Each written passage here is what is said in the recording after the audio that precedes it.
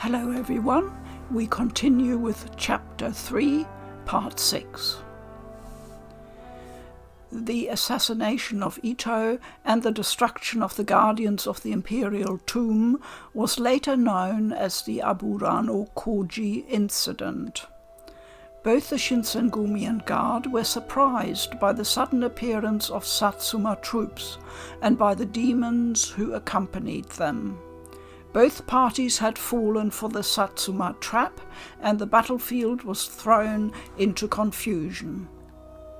During the fight, Heisuke was mortally wounded and had no choice but to drink the water of life and become a fury, or die. As the Battle of Aburano Koji was taking place, the headquarters of the Shinsengumi came under attack from Chikage Kazama. The monstrous thing my father had made was slowly devouring the Shinsengumi. How long before the water of life swallowed them whole? December 1867.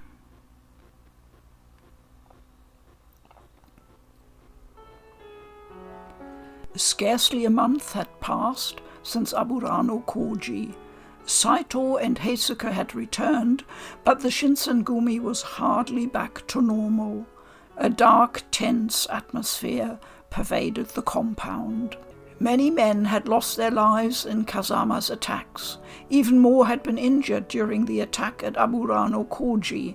Among them was Heisuke. Several of the rank-and-file soldiers had seen him mortally wounded. He had looked as if he would not survive. For that reason, Heisuke was declared officially dead and made a member of the Fury Corps.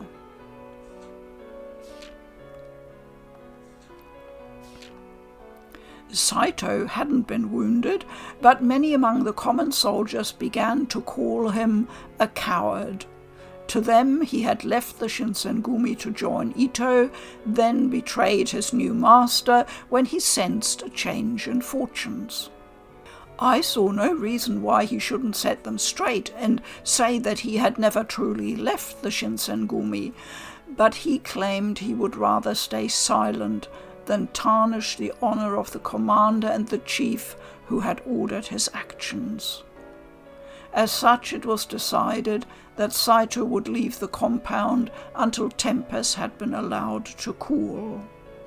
He was sent to stay at Tenma in order to protect Kyotaro Miura, an official of the Kishu domain.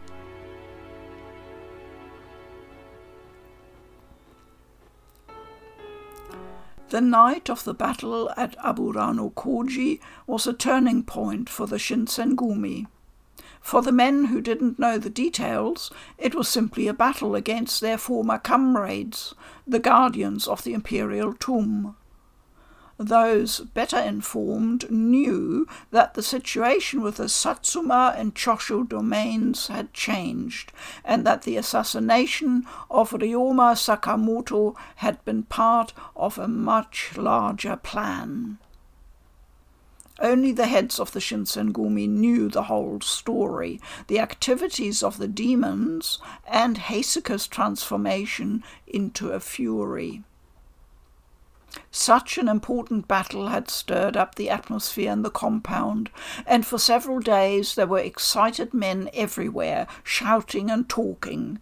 Moments of silence were few and far between. I felt I would only be in the way if I was wandering around the grounds, so I did my best to stay in my room by myself. When had everything gone so wrong? Why had all of this happened? I turned those questions over and over in my mind, but found no answers. "Ah, thank goodness you're here," said Sanan.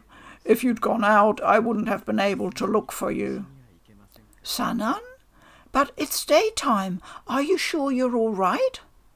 Yes, I've just had a revelation. I can't possibly stay in bed." His eyes glittered with something, and even though he was smiling, I could feel the fingers of dread begin to poke at the base of my spine.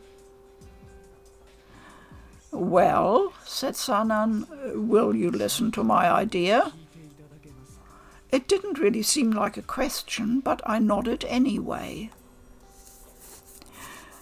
"You're a demon," said Sanan. The words were sudden and unexpected. "And as a demon, you are stronger, faster, and more resilient than a human. A demonic superiority was displayed quite clearly by those demons who attacked us just the other night." What are you trying to say?" "A demon possesses immense power. It follows that the blood which flows through demon veins should be similarly powerful. Perhaps it is even potent enough to completely counteract the madness of the Furies." I didn't know how the water of life worked, but Sanan's explanation seemed logical, even if it was a bit manic. "How can you know that for sure?" I asked. Since before I became a Fury, I've been researching how the water of life works. I know more about it than anyone else here." "How could I be wrong, then?" "In any event, I believe it's worth testing. If I am correct, it would be wonderful. Your very existence could save the Fury Corps. No, the entire Shinsengumi." "Wait!" Sanan's eyes had grown painfully sharp, and I almost thought I could hear the barest edge of madness to his voice. "Now," said Sanan. Calmly and purposefully he drew his sword from its scabbard. There was no madness or bloodlust to his movements, and that only made them all the more terrifying. "There's nothing to be afraid of. I'm not going to kill you or anything. I just want a small sample of your blood. That's all." I took a step back. Sanan and his sword came closer. He lifted it, and the steel blade shimmered in the light. I closed my eyes. "What is this, Sanan?" said Hijikata. "Oh, Hijikata, excellent timing. Please give me a hand here." Hijikata." Hijikata walked slowly toward us, his hand drifting near the hilt of his sword. With calm purpose he stepped between Sanan and I. "What are you doing?" said Sanan. "This could be a great breakthrough for the Shinsengumi." "This is the last time, Sanan," said Hijikata. "What are you doing?" "I'm searching for a way to treat the madness of the Furies, for the good of the Shinsengumi." "And that means you have to cut her?" said Hijikata. "I'm not going to kill her. I only need a little of her blood." The room was thick with tension, but I sensed no hatred from either Sanan or Hijikata. "We've lost so many of the Furies," said Sanan. "Many of our human soldiers have fallen as well.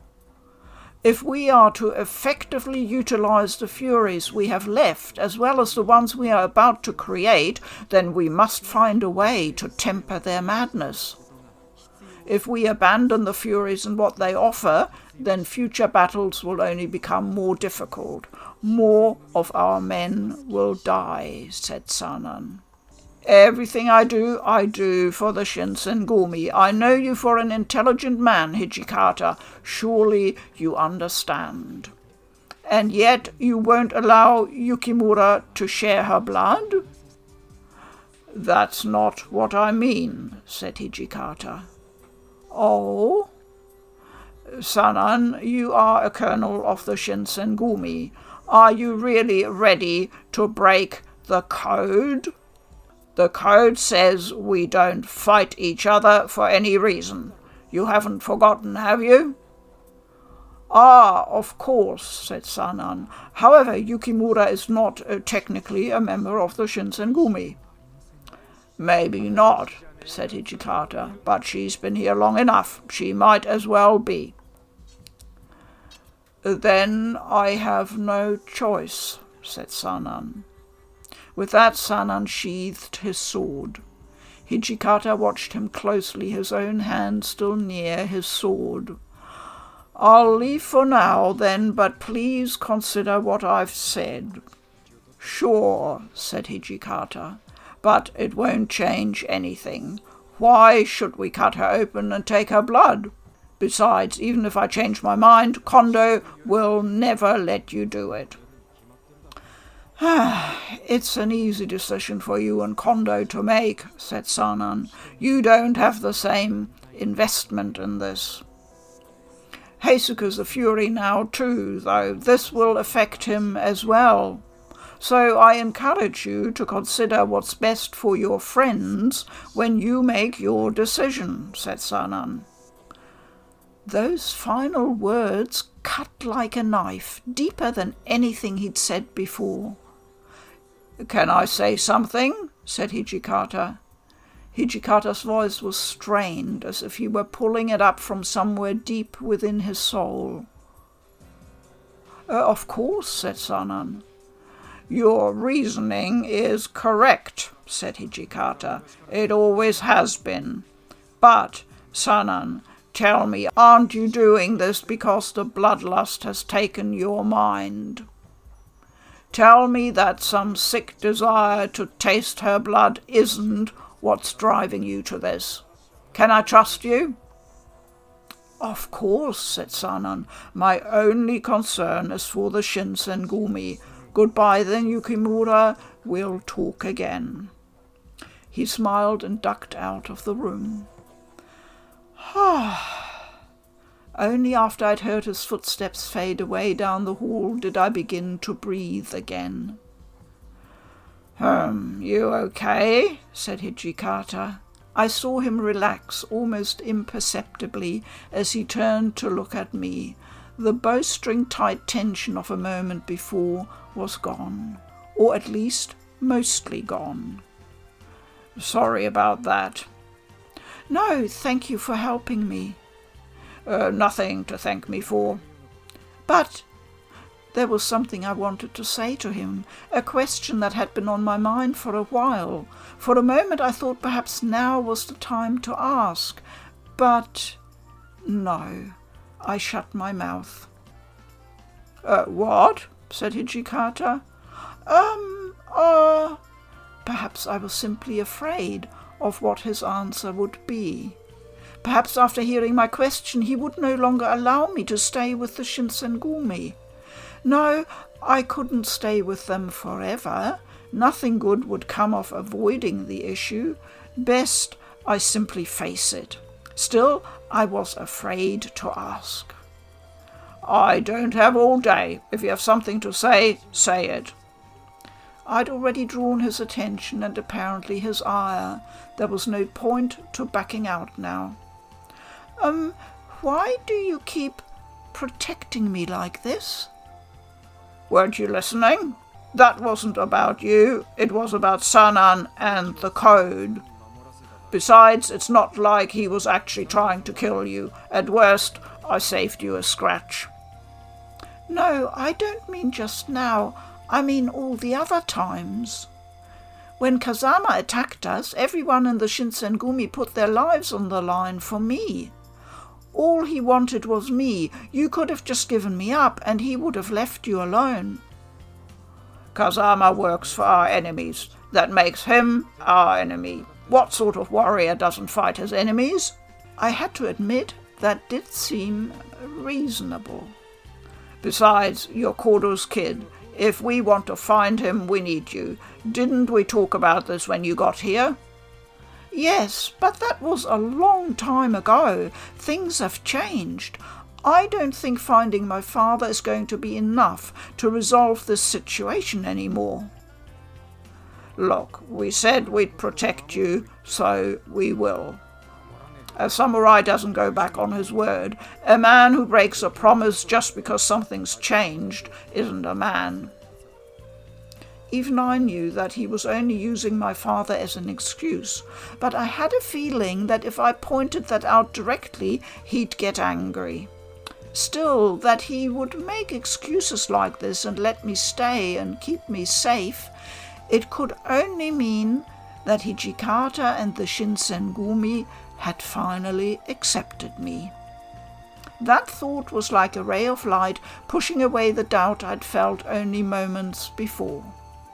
But I needed to be careful not to get carried away.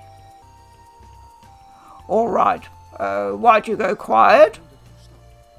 If they had accepted me, then I wanted to help. I wanted to do something. Then again, what could I possibly do? I couldn't fight. I didn't have any special knowledge aside from a little second-hand medicine. I was more of a burden than an asset, if I was honest with myself. What was I going to do? And here I have the choice between I want to help or I'll stay here. And the answer, obviously, as it has been before, is that Chizuru wants to help.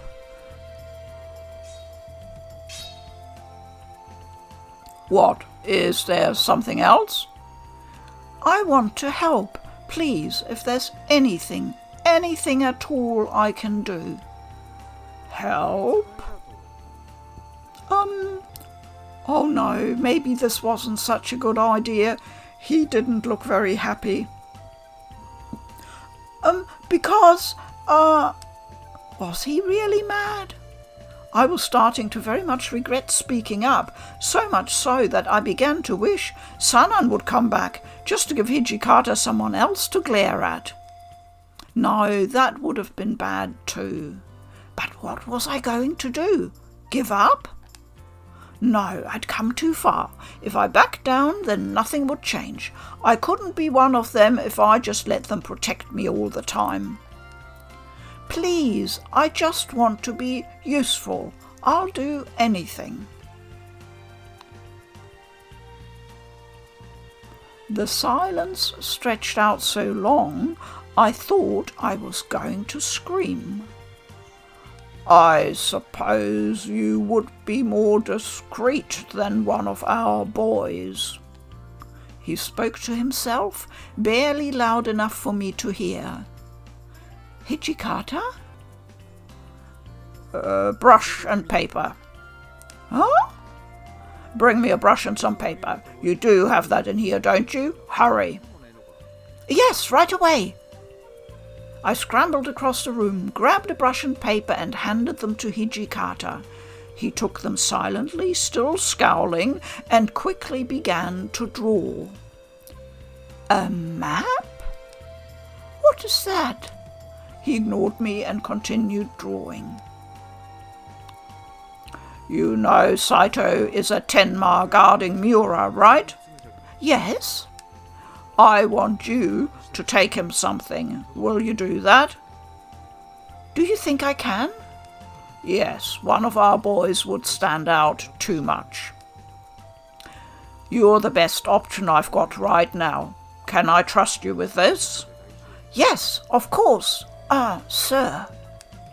I was thrilled to help, of course, but I was even more ecstatic to be given a task specially suited to me. There, I drew you a map. Keep to this, and you shouldn't get lost. Right, thank you. The map was pretty straightforward, but I still barely knew my way around Kyoto. Without it, I likely would have gotten lost. All right, I'm going. I turned to leave, and only a concerted effort kept me from skipping toward the door. Hold on, genius. Hard to deliver a message if you don't have one. Oh, you're making me nervous, kid. You sure you can do this? Yes, of course, I'll do a great job.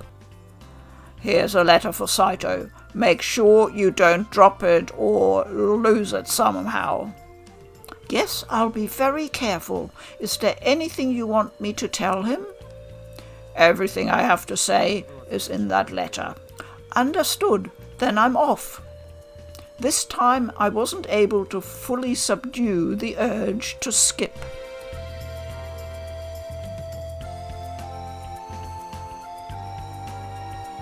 And there she goes.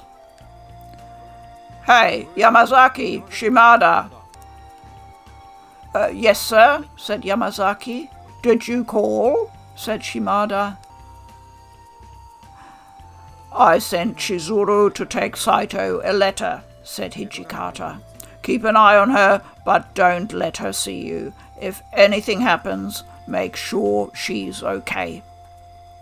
Understood, said Yamazaki. Hopefully if something does happen, it'll just be some idiots trying to get to Miura or something, mumbled Hijikata.